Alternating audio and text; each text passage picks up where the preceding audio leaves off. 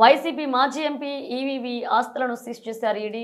హయగ్రీవ ఫార్మ్స్కు చెందిన 44.74 కోట్ల ఆస్తులు సీజ్. ఫ్లాట్లు అమ్మి 150 కోట్లు ఆర్జించారన్న ఈడీ 12.51 ఎకరాల భూమిని ఆక్రమించుకున్నారని తేల్చిందని ఈడీ.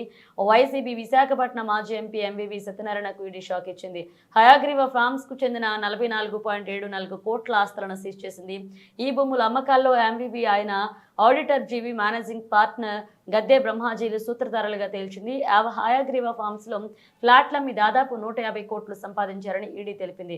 గత ఏడాది అక్టోబర్లో ఎంవీవీ, జీవీ ఇళ్లు కార్యాలయాల్లో ఈడీ అధికారులు సోదాలు నిర్వహించారు. అనాథలు, వృద్ధులకు సేవ చేయడానికి కేటాయించిన భూములను వీరు ఆక్రమించుకున్నట్లుగా ఈడీ తేల్చింది.